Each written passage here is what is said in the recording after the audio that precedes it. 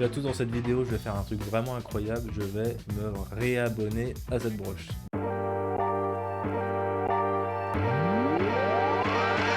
Comme vous savez, ZBrush 2023 vient de sortir. Et il y a vraiment ce dilemme de la part de la plupart des gens de la communauté ZBrush qui était, depuis le rachat de Maxon, est-ce que je me réabonne ou pas? Parce que du coup, là maintenant, toutes les mises à jour étaient gratuites pour ceux qui étaient en version perpétuelle, donc qui avaient acheté le logiciel pour un an. Donc c'est à peu près 900 €. Et après, tous les ans, en fait, on pouvait, tous les mois, on pouvait mettre à jour régulièrement les patchs et tout. Et du coup, depuis le rachat de Maxon, Maxon a sifflé la fin de la récréation et nous a dit bah, clairement, maintenant ce soft va passer payant et il pousse vraiment pour l'abonnement au mois, ce qui n'est pas en soi choquant parce que la plupart des logiciels maintenant fonctionnent sur ce principe-là et c'était même vraiment une exception que ZBrush soit gratuit une fois qu'on avait la licence perpétuelle.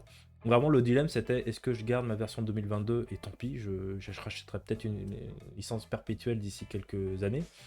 Est-ce que je passe sur ZBrush Core, donc par exemple la version un peu moins complète que ZBrush et éventuellement j'ajoute du Blender. Est-ce que je passe complètement à Blender? Voilà, il y avait toutes ces conditions-là, toutes ces questions. Je vais essayer d'y répondre et tout d'abord je vais vous montrer voilà, le moment où je me suis fait mal au porte-monnaie. C'est parti, c'est le moment qui fait mal. Allez, 319 € avec la TVA 382, gloops. J'ai pris le forfait 1 an. Fait un peu mal aux fesses. J'avoue. Voilà. Notifiant. Passer par mon compte.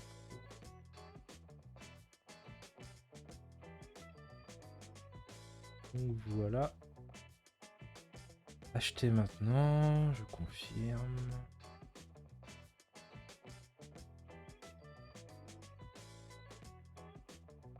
Super. Voilà.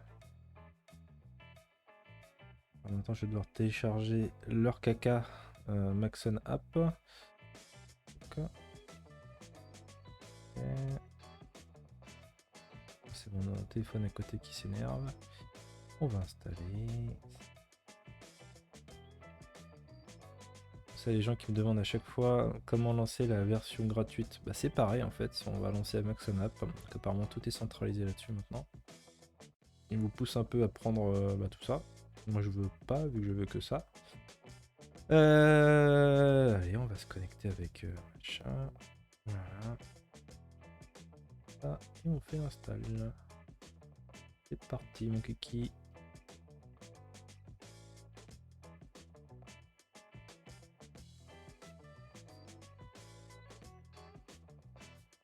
C'est parti, donc moi je préfère mettre anglais. Voilà, on arrive.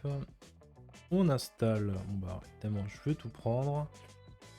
Et c'est parti, j'ai remarqué.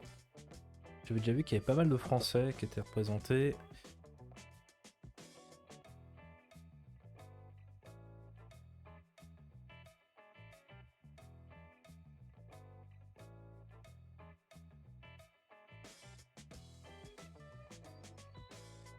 Et ça, il n'y a aucun Français. Ah si, Laurent Decenny, ça sent le French.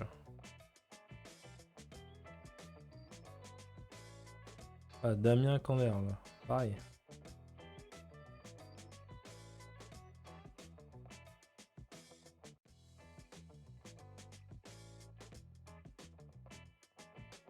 Ouais, truc vraiment sympa. Hein.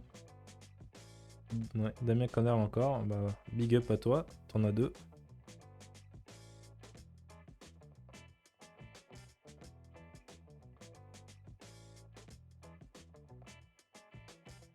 Donc ouais, je vais retirer ça, je vais juste lancer le logiciel.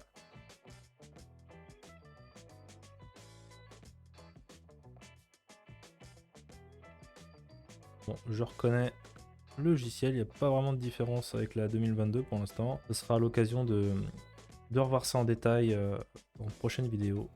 J'ai hâte de tester le rendu Redshift. Pour répondre aux questions, bah oui, il y a pas mal de combos en fait qui sont possibles. Vous savez, actuellement en fait sur ZBrush, ils sont en train de pousser sur le rendu notamment avec Redshift. Ça a l'air d'être quelque chose d'assez intéressant. Je vais faire une vidéo là-dessus. Je pense c'est vraiment un outil qui est indispensable sur ZBrush, qui était assez complexe de faire des rendus. Alors, il y a des possibilités de faire des beaux rendus, mais c'était vraiment technique. Donc, du coup, c'est quelque chose qui est vraiment intéressant. Le truc qui est vraiment merdant pour moi, c'est l'abonnement. c'est vraiment de payer une certaine somme. Alors j'ai choisi sur l'abonnement sur l'année, ça va lisser en fait à 30 euros. Ça reste quand même une somme. Et après, j'admets que sur une utilisation vraiment journalière, moi ça me convient quand même malgré tout. Même si j'étais très content de ne pas payer mes mises à jour avant et avec 900 euros de faire plusieurs années tranquillement. Voilà, c'est comme ça. De toute façon, c'est aussi le prix pour que le logiciel s'améliore. Faut l'accepter. Après, il y a d'autres possibilités. Vous pouvez très bien passer sur ZBrush Core. Je ne sais pas si ZBrush Core à terme va rester, parce que j'ai pas l'impression qu'il pousse non plus pour que les gens achètent cette version qui est moins chère. Du coup, vous pouvez très bien prendre ZBrush Core et compléter avec Blender, ou il y a aussi la version totalement libre de Blender. Après, il faut aimer l'interface, il faut aimer peut-être les limitations par rapport à ZBrush. Ceux qui utilisent ZBrush apprécient quand même largement la possibilité de monter en millions de polygones. Et il y a beaucoup d'outils. Je pense que c'est vraiment le meilleur outil de sculpture 3D. Après, effectivement, tout le monde n'a pas besoin de faire des figurines de dingue, incroyables. Cela, Blender peut complètement vous y amener. C'est pas la vidéo sur ZBrush versus Blender, évidemment. Mais voilà, vous avez, moi c'était mes questionnements. Donc, vu que je forme sur ZBrush, c'est quand même plutôt logique que j'ai la version un jour. Donc je me suis dit, ça fait partie en fait de du métier et il faut que je continue sur ZBrush, ce qui m'empêchera pas aussi de zioter Blender, que j'ai beaucoup de demandes aussi. Et c'est vrai que pour moi, c'est pas forcément des logiciels concurrentiels parce que effectivement il y a une partie de sculpture qui est faite sur Blender, mais en même temps il y a plein d'autres outils qui font de la sculpture aussi organique, qui proposent, comme CinemaCAD propose aussi un module, vous avez Maya aussi, et ces possibilités là à la base, c'est juste que Blender est gratuit, donc les gens se disent voilà, c'est ce que je vais utiliser. Pour moi c'est pas forcément vrai, mais ouais, en tout cas ça existe. Donc c'est vrai que tout ce qui est art surface, ça peut être intéressant de le faire sur Blender. C'est aussi intéressant de faire les UV, voilà, il y a pas mal d'opérations, le rendu aussi avec cycle sur Blender. Voilà, de travailler conjointement avec ZBrush et Blender, ça peut être vraiment intéressant. Mais il y a aussi pas mal de gens entre vous qui veulent pas multiplier les outils, qui veulent un outil le plus complet possible. Je comprends totalement que Blender ça puisse être une opération plus intéressante. Donc voilà en tout cas pour le récap, et moi je vais prendre en main ce nouveau ZBrush 2023, essayer de voir les vraies choses intéressantes et vous faire des vidéos là-dessus. Et si vous souhaitez apprendre ZBrush, j'ai une formation gratuite, vous avez le lien directement dans la description de cette vidéo. Je vous dis à très vite.